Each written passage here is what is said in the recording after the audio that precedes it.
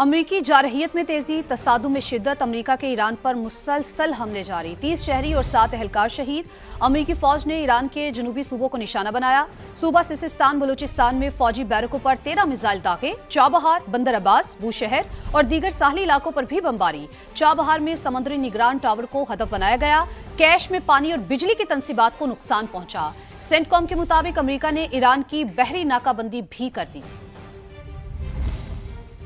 ایران پر امریکہ کے حملے تیز، جنوبی صوبے نشانے پر۔ ایران کے جزیرے تم پر 1.5 گھنٹے تک بمباری، ایرانی دفاعی نظام اور کروز میزائلوں کے ذخائر کو نشانہ بنایا۔ صوبہ سیستان بلوچستان کے علاقے بامپور میں ایرانی افواج کی بیرکوں اور رہائش گاہوں پر 13 میزائل داغے گئے۔ حملے میں کئی ایرانی فوجی شہید اور متعدد زخمی ہوئے۔ سینٹ کام کے مطابق بوشہر میں 3 مقامات پر بمباری کی گئی، چابہار میں سمندری نگرانی کے ٹاورز کو نشانہ بنایا گیا، بندر عباس، جزیرہ قشم اور جزیرہ کیش پر بھی حملے کیے گئے، جن تنصیبات کو نشانہ بنایا گیا۔ وہاں سے آبنائے ہرمز میں تجارتی جہازوں پر حملے کیے جاتے تھے۔ ایرانی حکام کے مطابق حالیہ امریکی حملوں میں 30 سویلین شہید اور 260 زخمی ہو چکے ہیں۔ سویلین انفراسٹرکچر کو بھی شدید نقصان پہنچا۔ امریکی حملوں کے جواب میں ایرانی فوج کا آپریشن نصر 2 بحرین، اردن، کویت میں اہداف کو نشانہ بنایا۔ پاسداران انقلاب کا کہنا ہے کہ جب تک امریکی جارحیت بند نہیں ہوتی، آبنائے ہرمز بند رہے گی۔ جارحیت کا منہ توڑ جواب، خطے میں امریکی اہداف ایرانی افواج کے نشانے پر۔ آپریشن نصر 2 کے تحت ایرانی فورسز کے 8 سلسلہ وار حملے۔ پاسداران انقلاب کے مطابق اردن میں الازرق ایئر بیس پر میزائل داغے گئے۔ بحرین میں امریکی 5th فلیٹ کے ایندھن ڈیپو کو نشانہ بنایا گیا۔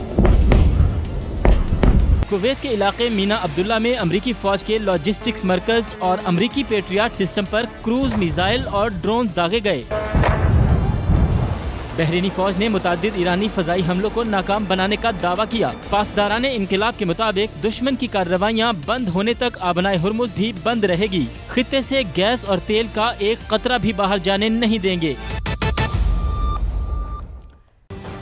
بلیٹن میں دیگر خبریں بھی شامل کریں گے، لیکن سب سے پہلے خبر دیں بنو سے، جہاں پر مریان پولیس اسٹیشن پر دہشت گردوں نے حملہ کر دیا۔ حملے میں 4 اہلکار زخمی ہوئے۔ ڈی پی او فرقان بلال کے مطابق دہشت گردوں کے ساتھ ابھی مقابلہ جاری ہے، پولیس نے دہشت گردوں کو گھیرے میں لے لیا۔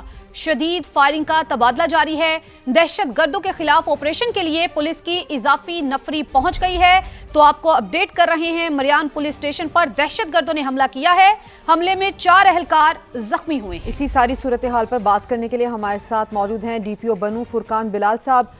ڈی پی او صاحب بتائیے کہ اس وقت تازہ ترین سچویشن کیا ہے؟ یار بی بی آئی ڈی ہوئی ہے، زخمی ابھی شہداء کا کنفرم نہیں ہے، 4 زخمی ہیں۔ فائر چل رہا ہے بھائی، فائر چل رہا ہے، میں موقع پہ ہی ہوں۔ فائر تو حملے میں 4 اہلکار زخمی ہوئے ہیں، یہ بتایا جا رہا ہے۔ ڈی پی او فرقان بلال کے مطابق دہشت گردوں کے ساتھ ابھی بھی مقابلہ جاری ہے، یعنی کہ فائرنگ کا سلسلہ ابھی بھی جاری ہے۔ پولیس نے دہشت گردوں کو گھیرے میں لے لیا ہے، شدید فائرنگ کا تبادلہ جاری ہے۔ دہشت گردوں کے خلاف آپریشن کے لیے پولیس کی اضافی نفری بھی پہنچ چکی ہے۔ یہ بھی بتائیں کہ دہشت گردوں کا لوئر دیر میں بھی حملہ۔ پولیس ذرائع کے مطابق لوئر دیر میں حیدر کنڈور باتر کے علاقے میں مسلح افراد نے ایلیٹ فورس پر حملہ کیا ہے۔ ایلیٹ فورس کے اہلکار معمول کے سرچ آپریشن سے واپس آ رہے تھے کہ مسلح دہشت گردوں نے گھات لگا کر حملہ کیا۔ تو دہشت گردوں کا لوئر دیر میں بھی حملہ۔ پولیس ذرائع کے مطابق لوئر دیر میں سرچ آپریشن جاری تھا ایلیٹ فورس کی جانب سے، جب ان پر حملہ کیا گیا۔ اہلکار معمول کے سرچ آپریشن سے واپس آ رہے تھے کہ مسلح دہشت گردوں نے گھات لگا کر حملہ کیا۔ یہ بتایا جا رہا ہے کہ ایلیٹ فورس کے اہلکار معمول کی روٹین کی سرچ آپریشن پر تھے کہ اس دوران مسلح دہشت گردوں نے گھات لگا کر حملہ کیا۔ کراچی میں ڈکیتی کے دوران ڈاکٹر آکاش کا قتل، تھانہ کلفٹن کی حدود سے 3 ملزمان پکڑے گئے۔ پولیس نے تکنیکی مہارت سے ٹریس کیا۔ تفتیش کے دوران 100 سے زائد فوٹیجز بھی دیکھی گئیں۔ D I G south Asad Raza کی پریس کانفرنس، کہا 4 ملزمان ڈاکٹر آکاش کی گاڑی کے پیچھے آئے تھے۔ واردات میں 2 موٹر سائیکلیں اور 1 کار استعمال کی گئی۔ گرفتار ملزمان پہلے بھی جرائم میں ملوث تھے۔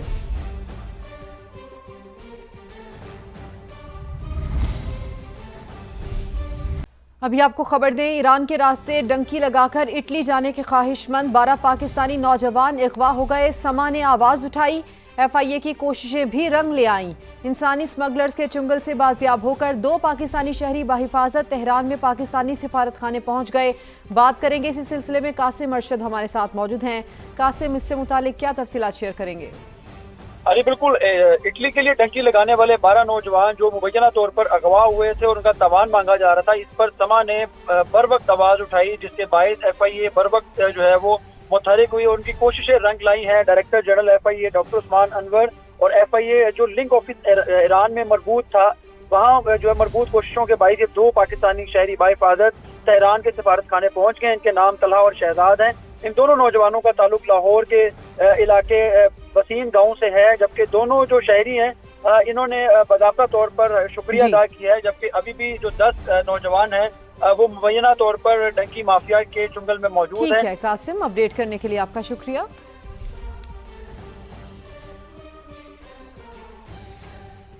आज़ाद कश्मीर बहरान के हल के लिए बाइख्तियार ट्रूथ एंड रिकंसिलिएशन कमीशन बनाया जाए। बिलावल भुट्टो की मुहाजिरीन की नुमाइंदगी के मामले पर इलेक्शन के बाद आईनी कन्वेंशन बुलाने की तजवीज़। कहा बंदूक के जोर पर आइन में तरमीम नहीं हो सकती।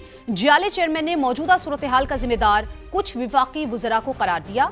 कहा नामुनासिब बयानात की वजह से मामलात इस नहज तक पहुंचे। अब विफाकी वज़रा को ही सूरत हाल की बेहतरी के लिए किरदार अदा करना होगा। वाज़े किया कश्मीर का फैसला कश्मीर ही करेगा, इस्लामाबाद नहीं। बिलावल भुट्टो ने कलअदम जॉइंट अवामी एक्शन कमेटी को जवाबी खत भी लिख दिया। कहा मुजाहिरीन और सिक्योरिटी फोर्सेस पर तशद्दुद के इल्जामात की तहकीकात कराई जाएं। फरीकैन की रजामंदी से ट्रूथ एंड रिकंसिलिएशन कमीशन बनाया जाए। आज़ाद जम्मू कश्मीर में जानी नुकसान कौमी अलमिया है। एक कश्मीरी की जान कीमती है।